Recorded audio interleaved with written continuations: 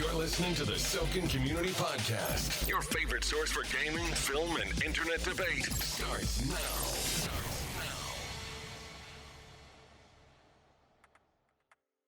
I feel like I need one of those, just like the tubes that you blow into at like celebrations with the confetti.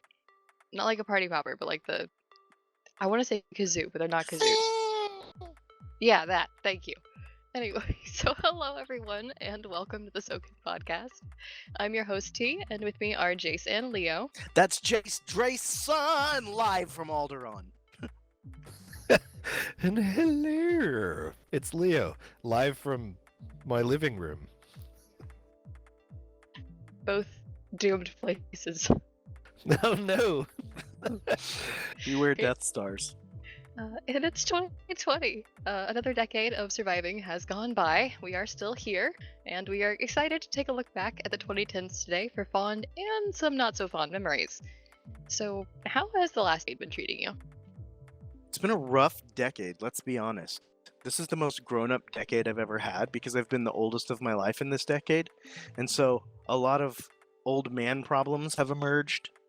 I mean, nothing like dysentery or like incontinence, but severe issues like having to work every day and having to cash in policies. The 2010s are not going to go down as the best. I'm totally looking forward to the roaring 20s. I mean, it's been a pretty good decade for me. Granted, I'm in the same boat, older than I've ever been, and let me tell you, gravity's not been kind to me. It seems to be more attracted to me the older I get, and my clothes seem to be getting smaller. It's the strangest predicament, but I've learned to adapt. But I'm honestly, it's been an interesting decade. I'll say that. There have been some wild ups and downs, but all in all, I mean, for me personally, it's ultimately been pretty good. I mean, family's doing well, life is good. I got no real complaints. I got my health mostly, except for that whole gravity thing. But it's going good. For sure the fattest ever. Thank you. Yeah, without a doubt. Yeah. Tell me about it. I turned 20 this year. My 20s. Oh, get out of here. Shush. I peaked in the 90s. Today we'll be reviewing 2010 through 2019 to talk about how gaming has evolved, how the film industry has changed, and how internet culture has affected the modern generation. Let's get rewinding.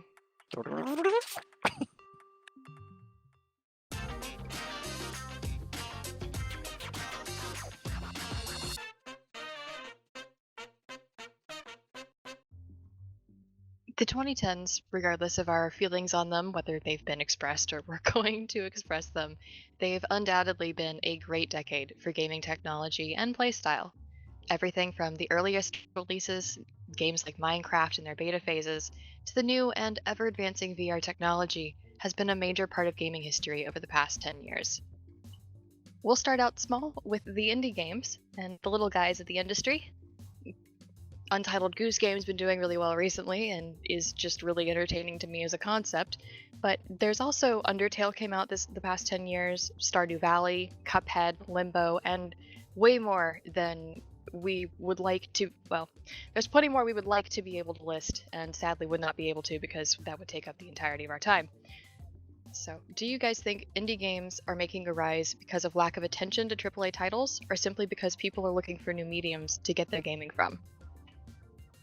I don't know that it has anything to do with either of those things. I think to me, the reason indie gaming is on the rise is because there's more access to the ability to develop games in the mass public. So more people have the tools to build games, and so they are. And some of those games catch on, some of those games catch the eyes of some type of publisher or developer or indie studio, or they develop them and release them themselves. So more people have rigs at home that can do that. Back in the day, really there were only certain companies or powerful machines that could actually do that in places where people developed games only. The technology is such that in our living rooms we now can have very powerful PCs, and if I knew how to do it, I could create a game on my machine. It's a relatively high-end machine, and I could program something if I knew what the hell I was doing. I don't, so I'm not. But I really think that the real reason indie games are on the rise is because gamers have grown up. My generation, who were kids when gaming became a home thing, and now we have jobs and talents and funds to spend. We've got the ability to do it, and we're making the games we've always wanted to play. I'm not saying that only they're coming from my age of people, certainly not, but I do think that that's a big part of it. Grown-ups have access to the tools. I think that's certainly a factor. More people are in a better position to be able to create these games, but the truth is, in order for these games to be popular, people have to buy them, and they have to be able to play them. I think the reason that these games are more popular than I think they ever have been is because there are more venues with which to access them. I'm a huge proponent of Steam, for instance. It has exposed me to games that I would have never been exposed to had I only been able to find these games at Best Buy or GameStop or whatever video game outlet is your cup of tea. The truth is, being able to go online and being able to find indie developers and being able to take a look at different genres that AAA companies don't typically dip their toes into because they're either they're not the flavor of the month or they're not the thing that's going to return the millions, has really opened up a whole new world of gaming for me. I remember when I first started gaming, it was on forgive me, console. And I quickly learned that that wasn't the best means of actually playing games, but I was limited to what I had available to me. And then even when I started PC gaming, I would be limited to browsing the shelves at, well, I've already dated myself, but I remember going to Blockbuster and, well, no, not for PC games. But I remember looking on the shelves at GameStop or whatever for different PC games, and that was really my whole exposure to what PC games were even available. Once something like Steam came out, and I remember having to download Steam when I bought it was a Warhammer 40K game, and I was irritated that I had to download this other program called Steam, but man, am I glad that I did, because through that I got to see so many more PC games that were all these different genres. Games like Undertale, games like Cuphead. I got exposure to... There was a game that was recently even touted in the Sokan community that I thought was a really cool kind of endorsement for a game like this. It was Hellblade: Senua's Sacrifice, for anybody who might be familiar with that. And the endorsement was really, impactful. I even endorsed the game because of that to my daughter, who was interested in playing more, psychological kind of games. The person who endorsed it was from Knights of Sokan. I'm going to mispronounce it. Ondace Mena? Ondace. Ondace. Okay, thank you. Ondace Meina. Yes. I knew I'd get it wrong. But she offered this really cool endorsement of Hellblade: Senua's Sacrifice. And those are the kinds of games from those kinds of indie developers you just don't see from AAA titles. And it's just the exposure to that stuff through venues like Steam that I think has made the difference. There's also a real alteration in perception from gamers on what it means to have a quality game. I remember how generations of graphics would get better with every game, every console, and what has really happened in the last decade is that we are accepting graphics that are reminiscent of the early days of gaming in a lot of ways. Games like Minecraft, games like Stardew Valley, these are not games known for fantastic graphics. They're games known for something else. It's a fun factor. So really, this change of paradigm from it has to look the tightest or have the highest pixels or whatever has changed in terms of what we expect from a good and fun game. Some of the best games of the decade are games that look relatively crap in comparison to the AAA games. Right, but have depth in other ways, totally. Right. They have a fun factor, or they have something that keeps you hooked. I in fact played Minecraft today. Today I just wanted to jump in and dig around, and I did. I had been playing with my daughter over the holidays, and that's a game that's always fun to come back to. Looks like garbage, but Someone is out there screaming that you should look into mod packs. Speaking of technology and development and growth, there are 2 new consoles that are slated to be released in 2020. We've talked about them before, PlayStation 5 and Xbox Scarlet or Xbox X. Who do you think won the console war of the 2010s? Was it Xbox, PlayStation, Nintendo? They could all die in a fire, and I wouldn't care one way or the other. He feels some kind of way about it. As far as who actually won, that's really hard to say. I don't even know relative sales numbers. I don't know. I can't even. I had a guy at a GameStop one time try to explain it was older generations than current, but the difference between Xbox and PlayStation, and he went into like, oh, this one has 2 drives and it does this, and this one can actually do that, and this one can't, but this one can do this instead, and that one can't. And everything came down to, well, is this going to be better than my PC? And the answer was always no. And so, that's all I need to know. My opinion, so I think that there's a clear loser, and that's Xbox. Sony PlayStation, as we have said before, really wins the day for me in terms of exclusive titles.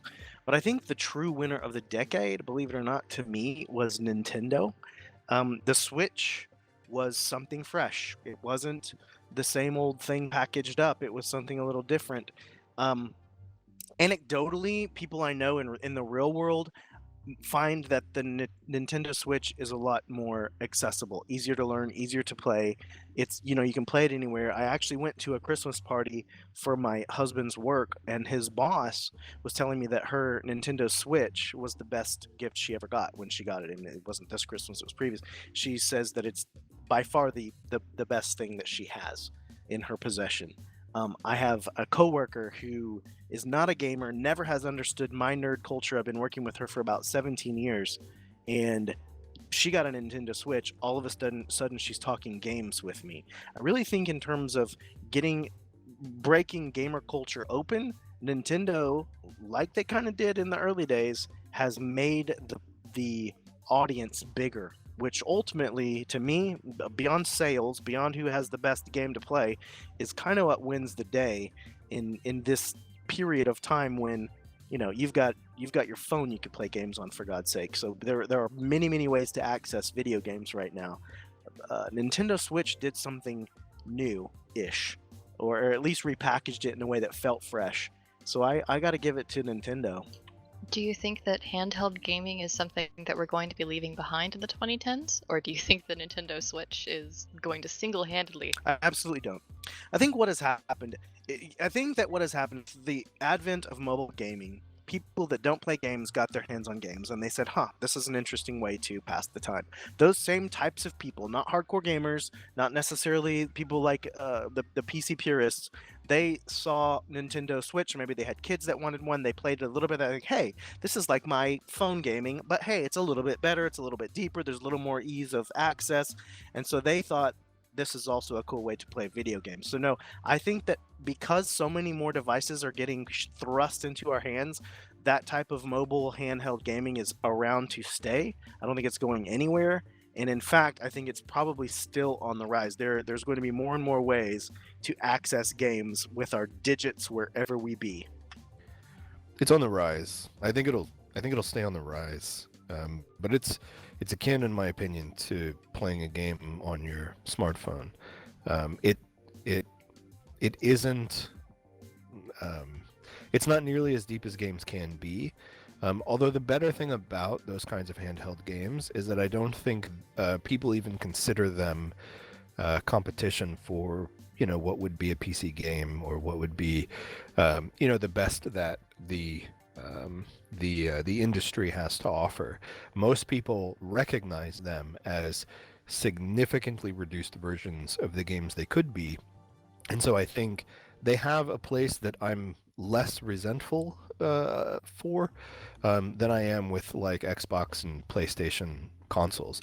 Handheld games, I think, are going to be around forever. The truth is, you can't take your PC to the waiting area of an Outback Steakhouse. You know, if you've got an hour before your table, you can take your Switch, and you can take your smartphone. You can take a tablet. You can take, whatever kind of mobile gaming Oh my uh, God, talk device. kids in the lobby, Leo. I do, and then I usually hand them my phone because they're done talking to me. But the truth is, the fact that it's mobile is going to be the thing that makes that attractive. Not, is this the end all be all of what gaming can be? And in that regard, I'm more okay with it, and I think. I mean, as much as I hold sway over the industry, but I do think it's going to be something that is only going to continue to grow. There just is so much demand for that kind of attention and time kill when you're out in the real world, which is just awful. We are monkeys. We like to have to do with our hands, especially when that involves pressing the shiny buttons. Oh, you're gross.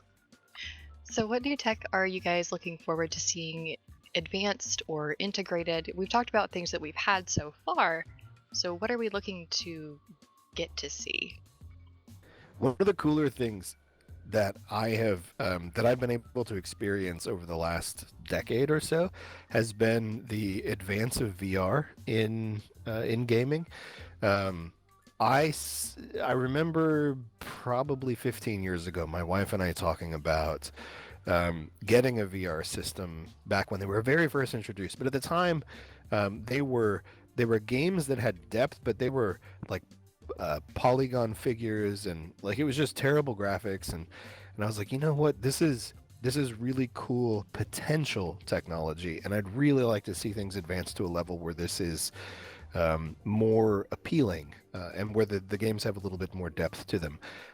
We recently got an Oculus Rift, and while the games do lack a lot of depth just because there's so much else that's running to create a VR game, they are immersive and they are redonkulous. I've watched a number of VR games on YouTube and other venues, and there is absolutely no justice done to the way these games actually feel to watching them on a screen. It's not anything like what they really are. To actually play these games is amazing, and I'm so looking forward to the increased depth and the increased technology that's going to come with improving these games to the point where they're a contender for some of the games that I have loved playing and games that I will love playing. I mean, Beat Saber is just such a simple concept for a game, but it's ridiculously fun, and I can't recommend VR enough. I'm so excited for what is to come. I'm actually super jelly of that. I don't have a VR rig, and I want one really, really badly. I've played VR at like malls or demos. Are you saying that or while Nate's in earshot? No, I wish. And Christmas is over, so I think I'm SOL on that whole thing. But I think that is the future of gaming. The more immersive, more real, more for at least for hardcore gamers, I think that's where we're going. Places where we feel like we're existing in the world. This isn't necessarily gaming, but one of the things that I put on my bucket list and one of my semi long-term goals is I really plan on going to the Galactic Star Cruiser, which is the fully immersive hotel, that Star Wars hotel that Disney is going to be putting out in Orlando, Florida. It's not necessarily a video game, but there are many elements of it that will be video game-ish to pull you into the world of actually existing on a Star Cruiser. It sounds like the type of borderline LARPing, but not quite, that I would really super be into. So I'm really looking forward to that type of complete and utter immersion. So I agree. I think that VR is certainly an avenue to that. We'll see whatever else might be coming out in the near future. but I am jelly of the whole VR thing. Immersion. In that case, I have one more question for you guys before we move on to a different topic. What do you think has changed most about gaming? The hardware, the software, or the social? In the last decade or ever? In the last decade. Let me think for one moment. I think that there is so online gaming has been around before this date, for sure. But I feel like the audience of online gamers has grown tremendously since 2010. It isn't just a niche thing. It isn't just a pocket corner of basement dwellers anymore who communicate online.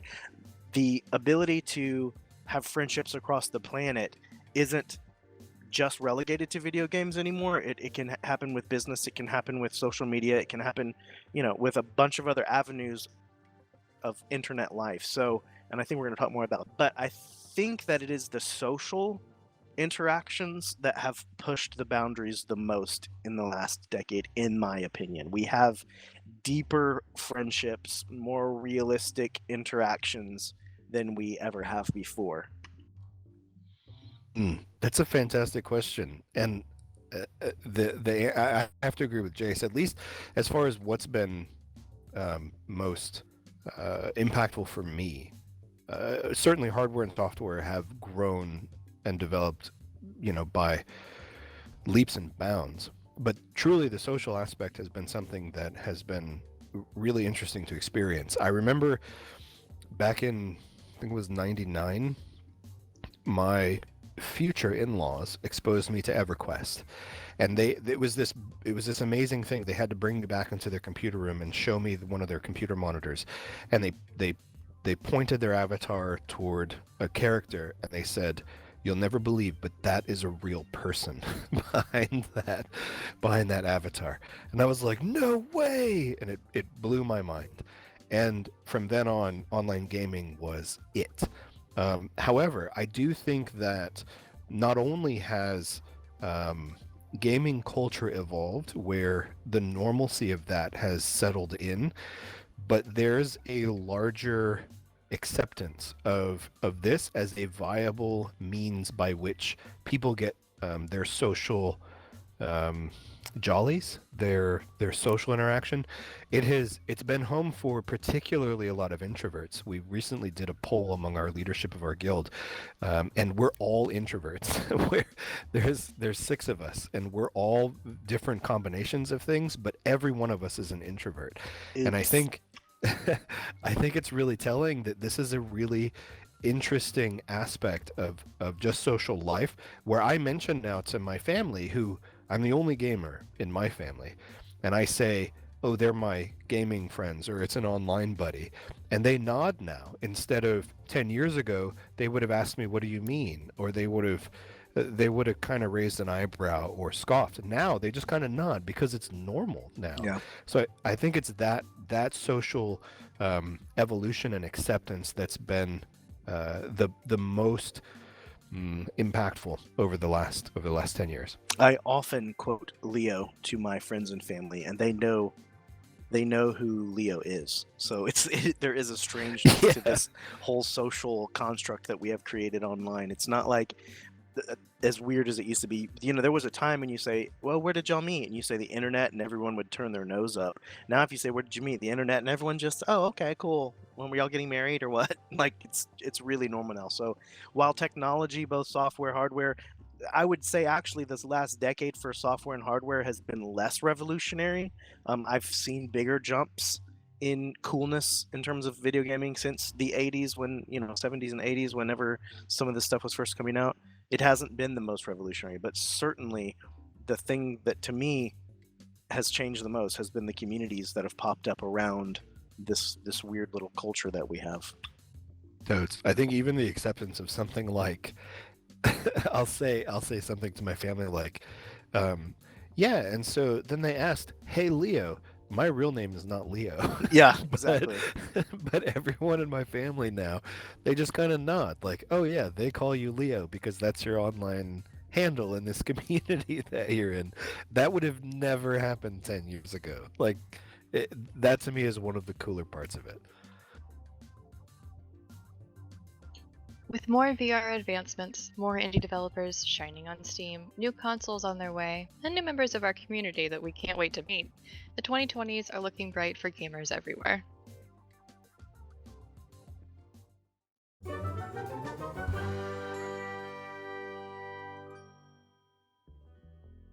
Between the undeniable rise of Disney, the big mouse, the slew of big budget remakes, and a whole lot of new ideas on censorship, the last decade was a big change for Hollywood.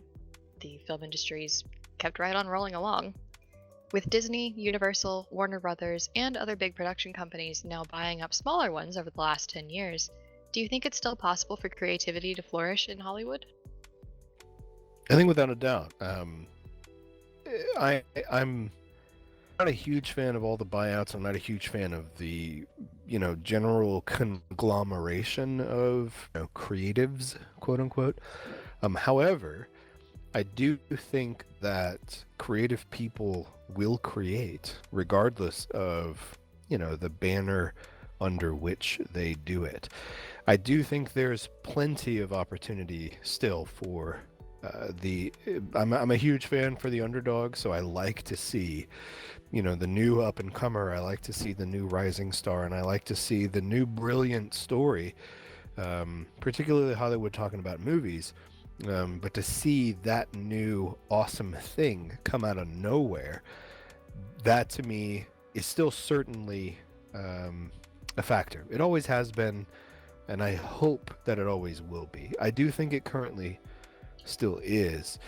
I think it's a little bit difficult when you start talking about, are they going to win any Oscars, or, that seems to be becoming a little bit more, I don't know, a little bit more in favor of the big guys, but there are still some surprises, and that I think will never go away. People on the whole really love those surprises, so I think there's always room for it. I'm keeping my fingers crossed. I mean, absolutely, creative people will always be creative. I agree, but sort of for different reasons. Perhaps in terms of big studio giant productions, wide releases, there is certainly a clamp down on what can make it, and what is going to get the budget and what is going to get greenlit. But as I stated before, technology has progressed such that people can make films with very limited resources on computers in their homes, with cameras on their phones. Frankly, there are some very high quality cameras that we can get now on our phones. The iPhone 11, for instance, has the highest quality camera that you can get on a mobile device. So I think it really begs the question, what are we really talking about? Is it just Hollywood? Are we talking about filmmaking in general? I'm totally down to believe that, Jimmy over in his basement around the block can create a quality story and a quality film and put it out there for people to see. Will it get wide release? Likely not. But again, because of technology being what it is, you can release a film on YouTube. You can release a film through multiple different varieties of outlets online, and people will get to enjoy them. I have a buddy who's an actor. He was in a television show on ABC, but then he also has been in several films. None of his films have made it to the silver screen, have never made it to wide release, that is. But they're all available online. And one of them, in fact, is very, very good. It's, very heartfelt and tear-jerky. And he's always talking about maybe that film getting picked up by a big studio. But does that negate the creativity of it or the value of the story? Absolutely not. I think creativity lives because we're a creative race. We're a creative being, and storytelling is what we have done since we've drawn pictures on cave walls, and there's really no limit to what we can do, especially now with as many avenues of making story as we have. I don't know if we are a creative species. I do think we have some creative individuals within our species, and I think they drive the imagination of our species, and I'm I like to see where those creatives are able to flourish. The reality is, in my experience, creatives tend to not like to be told how to be creative. And the more these large industries like Disney and Warner Brothers, the more they clamp down on what is and isn't allowed, the more that, quote, creatives, I think, will resist that clamping down. And I think it's a self-defeating system. I think, without getting into criticisms of various things, these large industries have created, quote, safe product. And safe product is, while safe, not inspiring. And you only see that stuff from your underdogs. You only see it from your wild cards. And I think more creatives are going to try and get away from these huge conglomerate industries. And I think those huge conglomerates are going to face increased competition from these more creative people who are willing to take risks and who are willing to produce truly inspiring and thoughtful and insightful product that are going to challenge these industries. I can't think of a more impactful moment in a theater. For me, this is the Jace Drayson take on life. Than the moment in Avengers Endgame when the portals opened up. And granted, that was a culmination of 10 years worth of filmmaking, but I don't know of another time since maybe watching E.T. when I was a child that I ever felt that way in a movie theater. And there's no bigger machine than Disney in terms of filmmaking. There's no bigger storytelling conglomerate than the Marvel Universe right now. It is very Hollywood. It is very formula, but it still produced something that I think tapped into my personal deep feelings and humanity, and I loved it. And I don't think that it has to be relegated to these creative people on the side who don't feel like they can jump into a big studio. Sure, I'm not trying to negate what people do on the side. I like small filmmakers, I like indie filmmakers, but I do think there's something to be said for having a big budget, a long-term plan, and a lot of power. You can do things with this property that you can't do if you just pick up a camera on the side and try to tell a story. The Right. creativity is limited when you don't have that bank of depth. When you have the full Star Wars universe to pull from, then you can do a scene, well, I won't do spoilers yet, but like in Rise of Skywalker, that gives you that goosebump feeling all over because you have the properties to pull from. Creating something new, while I am all for it, I think it's awesome, it still has less impact just at face value. For sure. I'm always drawn back to the Blair Witch Project. It was an impactful moment for me, cinematically, and for some personal reasons. We don't have time for the whole story, but shortly after watching that movie, I had to go in the woods for some army training, and it was absolutely terrifying because I had this movie in the back of my head, and the movie was touted as some kind of true documentary. Now it was groundbreaking in a lot of ways, and it was totally new. It was, I mean, not totally new, but it was very new, and it was a lot of untouched ground, and that is, it's akin to striking gold once in a while. It happens, and movies like the MC or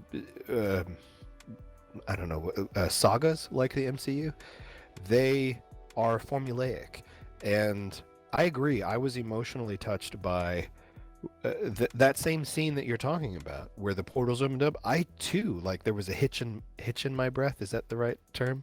I caught my breath. Yeah. Yes, because it was impactful. It was seeing the culmination of all these different movies coming together. But I've had that same reaction to a bunch of different movies, and I don't know, the ones that seem more visceral to me are the ones that come out of nowhere. That one didn't come out of nowhere. I was fully expecting that moment in that movie because it was the finale of like 22 movies, and so I don't know, it didn't have the same kind of unexpected catch, whereas the other movies have, and they seem more impactful when I'm not expecting them. And I think that's the same for movie-going audience. That's not to say the creatives can't work within, the guidelines established by large corporations. In fact, that's where a whole lot of creatives tend to flourish. But I do think there is that rebellious element in the creative mind that will forever be, that element of constant creation, of that, the new thing, of, running against what is the formulaic response to the audience. Certainly, there is power, and creativity is one of those powers. But another power is budget, and money does talk.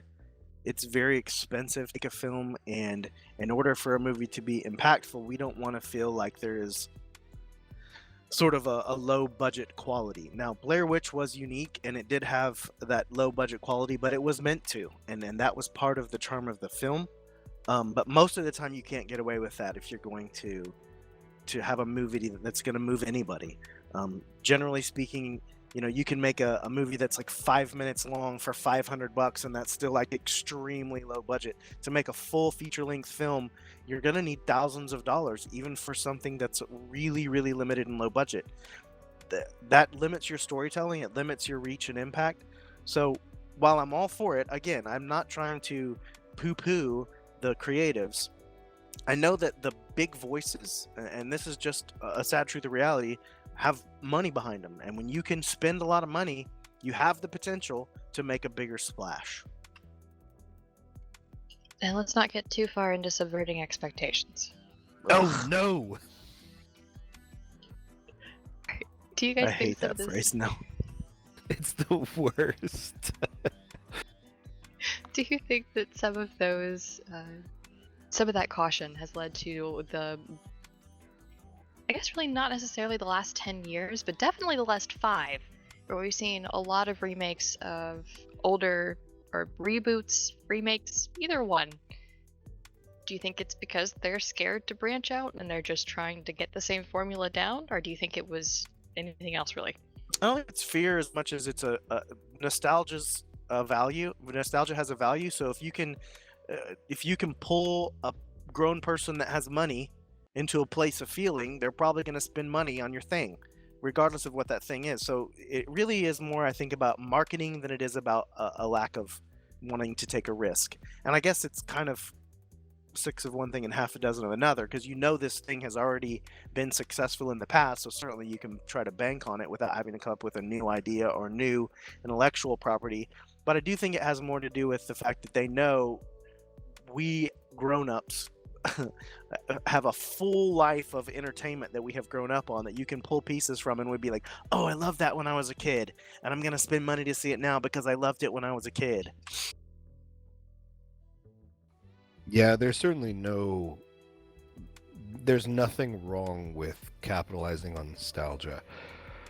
I don't think there's any denying that that's a reality or a motivation behind a lot of the remakes and reboots.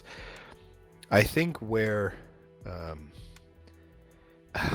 the only, I don't know if grudge is the right word, but the only criticism I have of the organizations who are responsible for all these reboots and remakes is they're so risk-verse that they're not in the business of really creating anything new, at least in creating anything new that isn't also a weird, equally safe kind of new. And I know that sounds contradictory, but I promise there's thought behind it. The idea of doing these reboots and remakes is to capitalize on, of course, those of us who saw it as kids and we now have disposable income who can now pay for it or take our kids to it. And we don't have to put our kids through, 1980s animation or 70s animation. They get to see new CGI and all that with the same story that we grew up with. But even the quote new stuff that a lot of these organizations are putting out, they're still the same formulaic safe bet. They're still the same old hat. I'm really interested in seeing what's new. I'm really interested in seeing some crazy ideas, and we just don't, because they're so focused on doing what's safe. I think the idea of the reboots are the safe thing, and it bleeds into even the stuff that isn't a reboot, unfortunately. I'd try to argue against the nostalgia thing, but the fact is I went through McDonald's today and I got a Happy Meal specifically because they had Star Wars Episode 9 toys. Hello. Yeah, dude, there's no getting away from it. But I got the Leia toy, so I'm gonna call that worth. It's Christ. real. Princess. So there's a lot of movies that have been coming out on the big screen and on the smaller screen with indie releases. But what do we think about the movies that have been made by streaming companies with on-demand streaming, online viewing, whether you're paying for it or pirating? Do you think that moviegoers have maybe less patience than they used to, or do you think that it's going to start adversely affecting? I think totally moviegoers are becoming less patient, and I don't think that it's for bad reasons. The truth is, I can watch movies shortly after they come out in theaters on my couch in the comfort of my home with my family on my TV. The thing that theaters need to address, in my opinion, and that the way that theaters stay viable is by providing moviegoers an experience like they haven't for the last, 50 years. In the early 20th centuries, when movie theaters became a thing, they were a night out. They were an experience. People dressed up. It was a thing. And there are some theaters, at least here locally, that have started doing that. There are nice, huge reclining seats that'll, they'll let you recline, and you order meals like for the movie. That is how theaters stay viable. Because for me and my wife, that's a date night. We want to be able to go out and have that kind of experience. When we were visiting my parents for the holidays, we went to a theater where I was shoulder to shoulder, like I was literally touching shoulders with the other stranger next to me in the tiny seat, and it was not an experience that I want to revisit. It's not a theater I'm ever going back to. Get off of me. Exactly. That's how theaters die. By providing the quote experience, that's how theaters stay viable. That's how they make their movie going experience an experience. To the original question, yes, everybody's more patient, but it's not just about movies, it's about everything. We're a internet streaming. More patient? We are not patient at all. We're less patient. Okay, If I said okay. more, I misspoke. We have no patience. We expect instant gratification. We want to download it now, pay for it on the internet, get it to our house as quickly as possible, next day shipping, order it online. Like it doesn't really have much to do with movies. It's our culture. We're very fast paced, and things that might have caught our attention for a month in the past, we're lucky if it lasts a couple of days on our news cycle. We are cycling quickly. We're just we're just processing more quickly. That's just who we are. In terms of a movie theater staying viable, I will tell you how they can do it. This is the answer. I went to see Rise of Skywalker, and they were serving Jack and Coke ices. My theater has alcohol now. They were $10 a pop, and I had 2 of them. That's how you make money. That is the way to do it. Serve some alcohol during your films. Whether you're a fan of Disney or just Disney-influenced alcohol, Jack and Coke icy. Remaking nostalgic movies or not, the direction of Hollywood does seem to be pretty set for now. We're just gonna have to wait and see if internet culture will change the medium, and if that's for better or for worse. Both. Jack and Coke icy.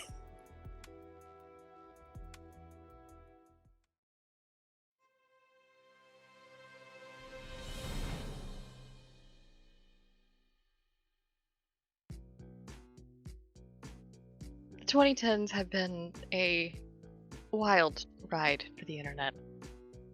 We have memes to the where they've advanced They've evolved. They're nearly impossible for people to read if you didn't catch it back when it started or somehow was filled in by some kind soul somewhere along the way. You need a Rosetta Stone to scroll through your Facebook feed, if you use Facebook. Cancel culture has ravaged Twitter and actually has destroyed a couple of careers.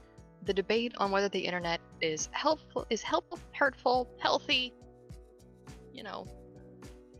it's ramped to an all-time high. But we're gonna soldier on, so let's dive into this mess. The debate about whether movies and TV have desensitized young people to violence, drugs, sex has existed since the 60s, but the internet is a whole different ballgame. Do you think young people are being desensitized by meme culture and the often dark humor that it spreads? So it's funny you use the term soldier on, because I have a little bit of soldiering to express here in this particular subject. Sir, yes, sir.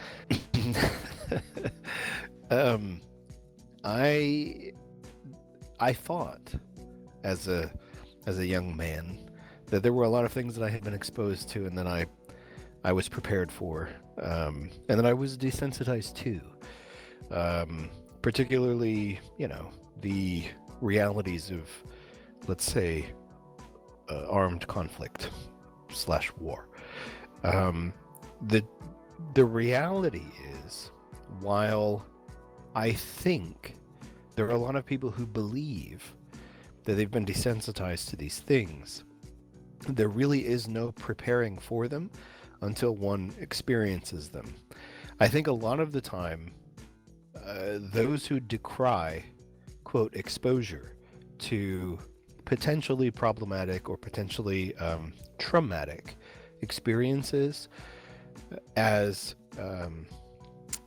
desensitizing the youth or desensitizing whatever a population of folks to them, they have neither experienced those things personally, nor have they watched other people who have experienced them personally either. And I'll say, as a person who has experienced some of the more traumatic elements of armed conflict, there is no desensitizing to them, at least in the particular areas that I've experienced it, either via exposure via the screen in television, or even as experiential in video games. There's no desensitizing a person to those kinds of experiences, and people, when they do experience them, it changes them to a point. And I don't mean to get all deep and philosophical here in what's supposed to be a fun podcast, but only to say that while a lot of people like to talk about how exposure to this stuff will desensitize folks, that's just not true. In my experience, it takes actual exposure to these things to truly desensitize people. I have watched folks be desensitized to it, and video games, television shows, movies, none of that stuff comes anywhere near the actual experience of it, nor do you see other people desensitized in ways that are genuine. There are pretend desensitizations, and there are faux concerns about it, but I think a lot of that is voiced by folks who have neither experience nor credentials. Very, very fascinating that you came at it from that tack, because I don't know if this is a complete and utter agreement or disagreement with you, but I resonate with what you're saying from a different point of view. I also have a lot of reality in my real life. I deal with things in my job that are ugly, death, victimization, homelessness, some really ugly social ills. And I also believe that truly the internet is the opposite of desensitizing people. I think it is actually compartmentalizing people or disconnecting people from what real life is. And until they're fully they face reality head on, there's just no substitute for reality. And the internet can make fun of it, it can have memes about it, it can get silly, but I think all of that is fine, because it's just a way to deal with things that that are very hard to deal with. And until you have to deal with them, you don't know what you're going to do. You don't know how you're going to react. You don't know how you're going to respond. There's no way you can desensitize someone to the death of a parent, or to a victimization, or to losing your job and having to live on the street, or like, reality sucks sometimes. So it's almost insulting to me in some ways when people say this experience that you have pretended to have, or that you watched someone experience in an entertainment program, is making you desensitized to the world. That's insulting, because it's not. It's entertainment. It's a compartmentalized separate. It's a different thing, and humans innately know this. And they also innately know when they are fully impacted by something that really matters, and they respond accordingly. Totally. I've also seen the darkest humor from the people who are closest to that darkness, because it's more often than not a coping mechanism for having to deal with that kind of darkness. And the idea that kind of humor is not respectful of the circumstance, or is somehow demeaning to the folks involved, to me it's rather frustrating, because it is in and of itself a kind of coping mechanism for some of that super reality, some of that rather harsh truth that life can throw at you. And I think online, a lot of folks, I'm a part of a number of like veteran communities and whatnot, and it's some of the darkest and like worst humor and memes that I won't post in other communities, because they are I think other communities would find them offensive, but the truth is I think they are a coping mechanism for these folks who have genuinely faced this darkness and have tried to find some light in it through humor in spite of it. It is my experience, my observation, that people who cry out against, who have this whole desensitization argument, who say that television programs are desensitizing youth, or video games make kids want to kill. The people who say these things, in my opinion, lead the most privileged lives. They have experienced the least reality, and are speaking from a place of complete and utter non-experience. So it's kind of just a guess on what they might see happening, but they've never actually had to deal with something heavy. That's a very broad statement, and I understand that, but it is definitely my opinion, because I've seen it over and over and over again, of these people who want to separate entertainment from kids, or from people who are partaking in it because they fear what the behaviors might come after it. They don't get it. They've never had to get it, so they have to make up a justification for something that they just don't understand, because they've never been exposed to it. Good gravy, Jace. I couldn't agree with you more. On one hand, social media has made sharing of pictures, stories, and information, dark memes and light memes alike, open to the public much more easily, but it's also been drowned out by a whole lot of noise. Do you think that social media is still an effective method of learning and sharing news, or do you think that there's enough miscommunication and disinformation that it's just nonsense?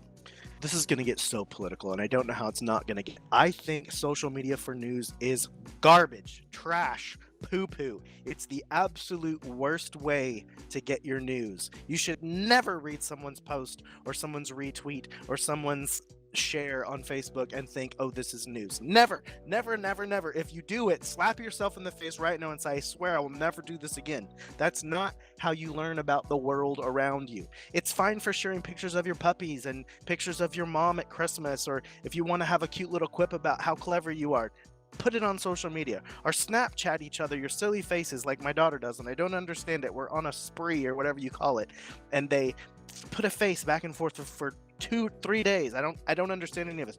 Fine, have fun with social media, but it needs to be entertainment, it needs to be light, it needs to be quippy. It does not need to be informational, because anybody can say anything, and so most things are garbage. I don't. I don't. It's just how I feel. It's just my feelings on the matter. All right. I don't necessarily disagree. I just think that there's potentially good information out there on social media. I think, however, one has to approach it as objectively as they can. That's difficult for people because social media caters to people's preferences. And so what that means is any of those social media news outlets, and I use that term very sparingly, they tend to cater to what it is that you prefer. So if you're a more conservative-minded person, you're going to get more conservative-minded news outlets giving you stuff. If you're a more liberal-minded person, you're going to get more liberal-minded news outlets giving you stuff. And so that tends to be the bubble you find yourself in.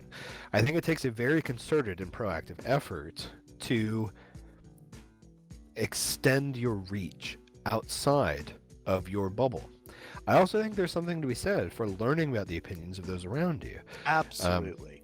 So the folks who the folks who do spread that kind of information / misinformation, it tells you something as a user. If nothing else, it tells you something about them, but it also tells you something about the potential cultural climate within which you are operating. So there is certainly something to learn. Now, I'm not an advocate for... I think I'm in Jace's camp most of the case here. Maybe not as passionately, but... Listen, at least... I live in South Texas and we just came off of the holidays. I've been hanging out with a lot of family lately. I had to listen to great aunts talking about Obama was going to tear down the White House and build a pyramid.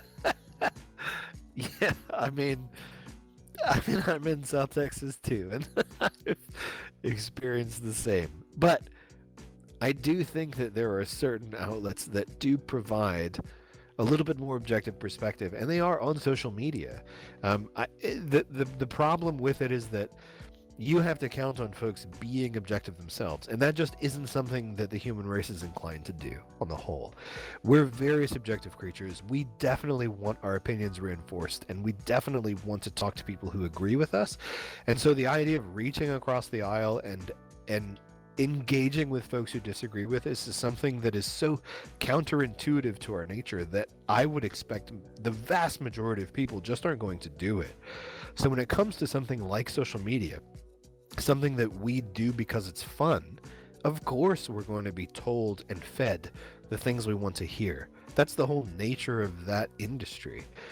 The idea of news being objective, unfortunately, that's not really existent anymore. Most people get their news from social media, and that kind of makes me sad for the same reasons that it makes Jace sad. Mad. Smad. But I do think you can, as an individual, you can be conscientious about that. And you can force yourself, and I do mean the word force intentionally, force yourself to reach out to opinions that are not your own to find out what other people who don't agree with you are thinking. And most people who drop into social media news outlets just aren't inclined to do that. If nothing else, we did say that accessibility was part of a big thing for handheld games and other stuff. At least social media has been more accessible. Ugh. Speaking of echoic chambers and narratives that may or may not be controlled, influenced, etc., let's talk about cancel culture, which, if you are not familiar with that term, refers to how someone's failures, secrets, past mistakes can be brought up and turned into the only thing that they've ever done. That's very much an overgeneralization, but it can be traced back to a lot of things that have happened in Hollywood incidents.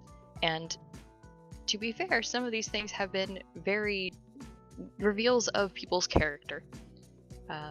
Incidents like Bill Cosby, Harvey Weinstein, which I totally just mispronounced and Sill's gonna yell at me for. Weinstein. Sure. I thought it was Weinstein. Wait, let's move forward. Weinstein. All right. has spread onto the internet and has been effectively taking down a lot of opportunities for various people.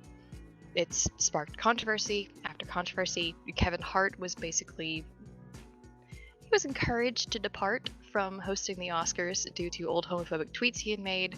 Guardians of the Galaxy director James Gunn was fired from the third film for racist tweets that he'd made back in 2011. Some of these people's careers definitely kind of deserve to suffer based on things that they'd done or said, or understandable at the very least. But do you think that everyone should be held accountable for things that they said in a different time? No, absolutely not. Because there was Twitter around whenever I was in high school, in my early 20s. I said some really dumb stuff. And I have grown tremendously as a human being since that time. And it would be really sad for me to be judged based on something, an opinion that I might have held as an adolescent compared to a 40-something-year-old man. It's really not fair. Now let's push aside some of the illegal acts or acts of, when people are, let's just say when people commit crimes. Certainly people need to pay for committing a crime. But when you just have an opinion and you put it out there and you're 17 years old or 22 years old or 26 years old, and then at 32 you realize, hey, I was wrong. Now this is my opinion. People just shouldn't say, well, yeah, but you used to have this opinion, so now you don't get to have a job. That's silly. Everybody gets second chances. We should all be encouraged to grow and change and progress. So really, to me, cancel culture in some ways stifles growth, because it says if you're ever wrong about anything, you must exist in that wrongness forever. And that's not right. That's not what it means to be human. Everybody should have permission to fail. Everyone should have permission to mess up and then commit to get better. And when they get better, they should be, rewarded on that merit. Again, crimes aside, I'm not saying people should get away with crimes. That's not my point.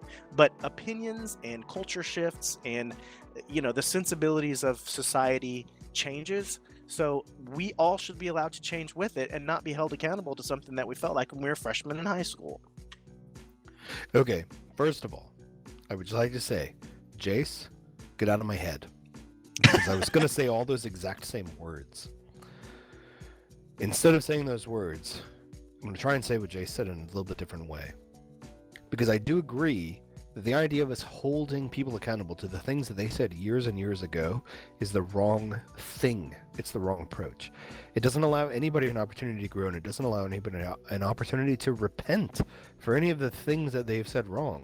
This cancel culture that we've been a part of, aside from crimes, to reiterate what Jace said, yes, aside from crimes, the idea of somebody having a wrong, quote, opinion is redonkulous, especially if it was 10 years ago. There is absolutely no room for somebody to even say, I made a mistake, I've grown from this, and I'm different now. The idea that people should hold views that are tantamount to the utmost of the political correct society that we have here in 2020 is just not a realistic expectation. We have the most see society that I think has ever existed in the history of mankind ever. It's to the point of near ludicrous, the kinds of things that we actually expect people to say and people to think and people to do. Now, those of us who are involved in I think internet culture, we're more up to date on what the various expectations are, but that's not the way most people are, and it's certainly not the way people were 10 years ago. So the idea that everybody from 10 years ago is going to be up to today's standards is it's just silly. There have been even pillars of progressive thought that have been lambasted for not progressive thought for various things. J.K. Rowling was lambasted because she drew suspicion as a trans-exclusionary radical feminist. And the words drew suspicion were in magazine articles. Like, it's the woman's views. Like, let her have opinions. Let her have her views, and don't blacklist her for just having an opinion. There was a West Point okay hand gesture that was thrown around the internet as a white power symbol, which has been debunked as a 4chan prank.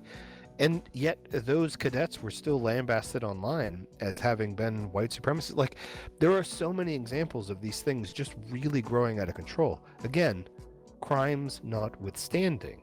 But the idea of this social capital being the thing that ruins people over, I mean, frankly, silly stuff is, it needs to go. Where I will draw a distinction really quickly is if you're still living with I don't know how to say things without being super controversial. So if you're still having a Cro-Magnon view of society today, like, certainly some limitations are going to be drawn around you. There will be a box. I hire people for a living.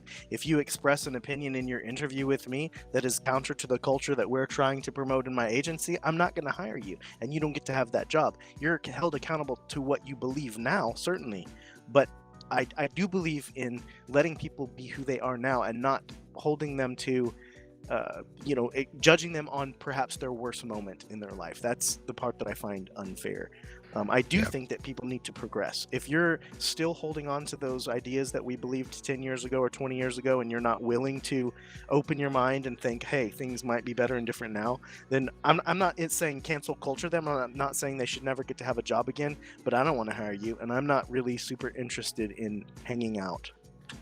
Yeah, for sure. When I was 16, 17, back in the 90s, I had a buddy of mine who came out to me as gay, but only after several years of having been friends.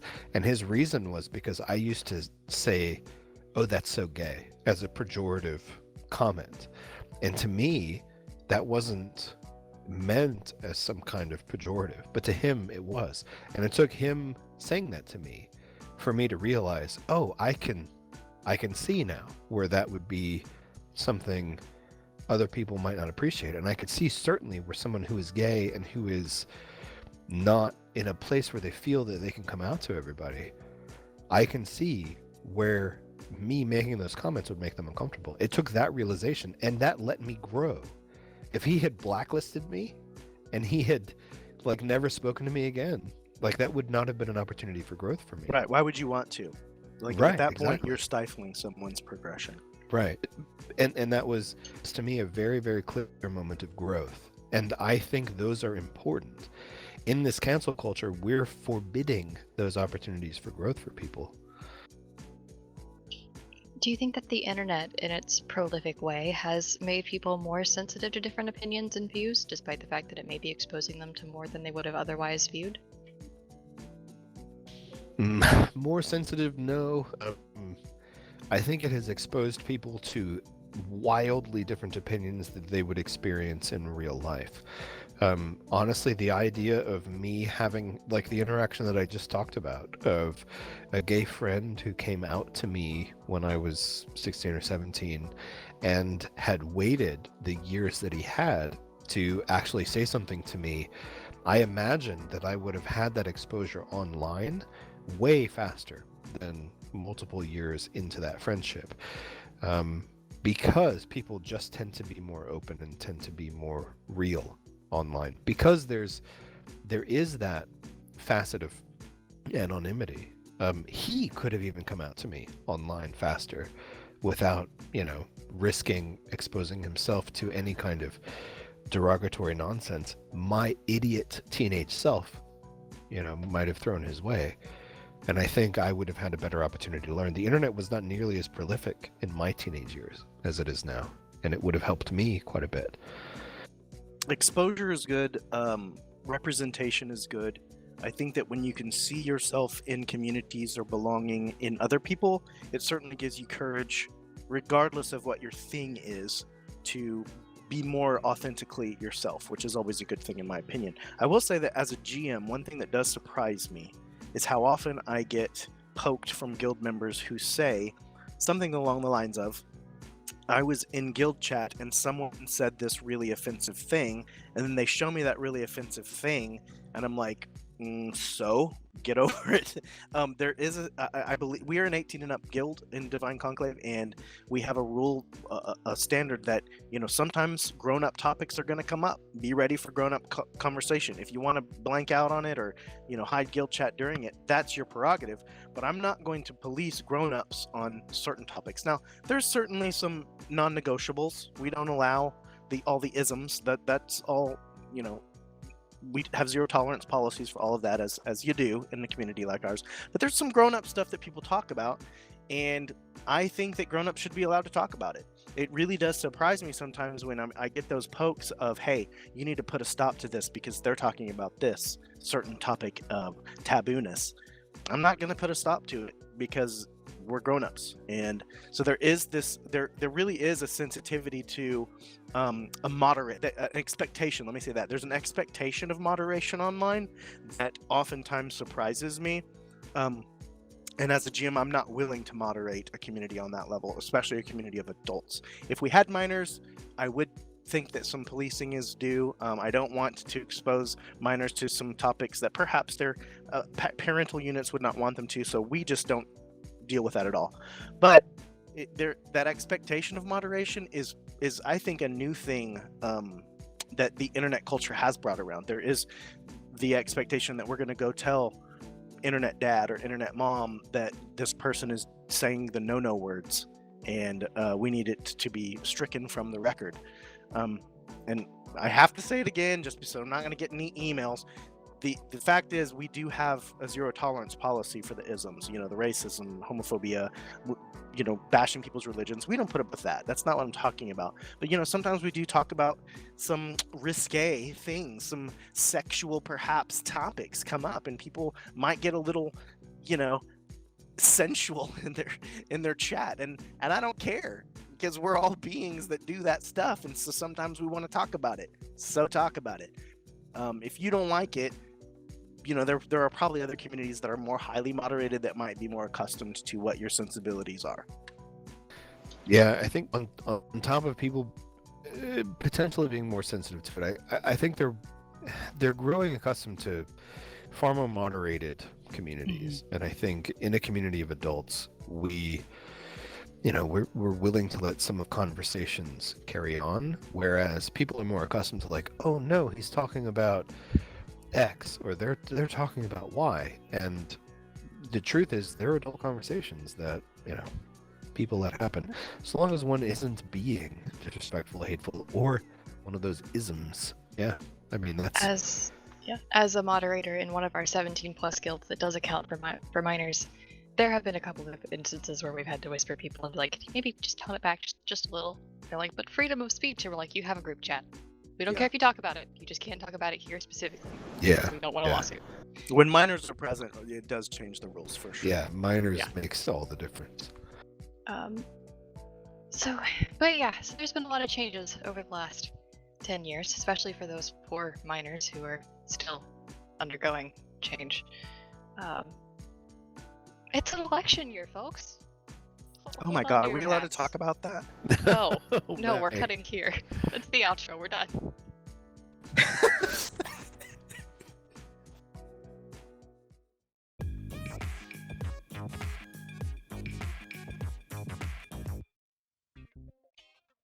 All right. This week for tea time, we have a question from one of our own writers. Bella asks, now that 2020 is here, what are some of your New Year's resolutions? All right. I mentioned earlier that gravity was more attracted to me post 2010. I also mentioned that some of my clothes have mysteriously gotten smaller post 2010. It's the craziest thing. It's the most unnatural phenomenon I've ever experienced. However, it's led me to decide that I probably need to take measures to counter this gravitational attraction, as well as clothes shrinking phenomenon. So I'm thinking what I'm probably going to do here in 2020 is I'm going to eat healthier foods, and I'm going to move more and probably lift heavier things. Probably for the next, I don't know, rest of my life. That's my resolution. Fat man in a little coat. I didn't say that. There's no reason for you to say that. I have agreed never to have a resolution. I made that pact with myself because I find them to be so detrimental to my mental health. I used to do them, and I used to do them like officially with written stuff and journals and like many different things. And I don't want to say I've never completed a New Year's resolution. There was some professional things that I early on did that I was successful at, but overall, by and large, if you look at the grand scheme of Jace Drayson's life, most New Year's resolutions just turn into things to bring me shame. And I don't believe in bringing shame to myself anymore, so perhaps my resolution will be to steer myself from self-hatred, and I'm not going to promise nothing. Let it be noted, ladies and gentlemen, Jace Drayson has had more New Year's than Leorin has. Barely.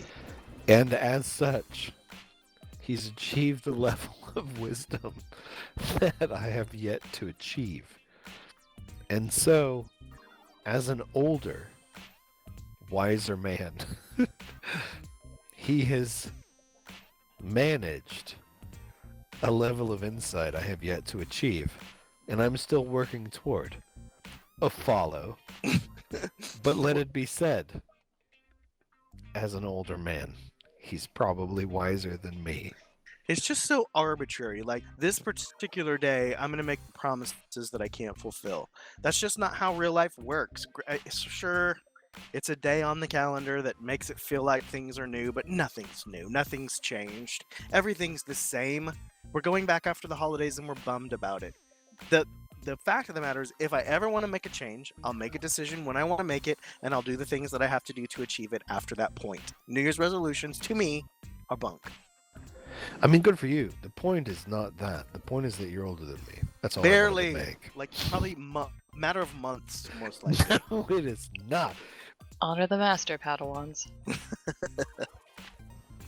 As the one with the fewest New Year's and the fewest New Year's resolutions, I can the one who safely just say. achieved 20? Like, Yeah, a month ago?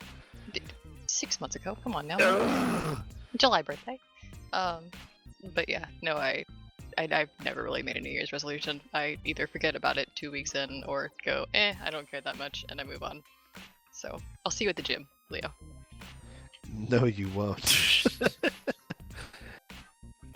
If you'd like to submit a tea time question for the podcast, head on over to sokangaming.com/SokanMedia and find the submission bar on the right-hand side of the page. Thank you everyone for joining us this week for our review of the last decade.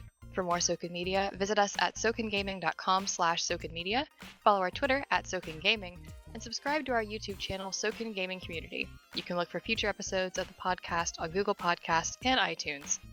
Until next time, I've been T. I'm still Jace.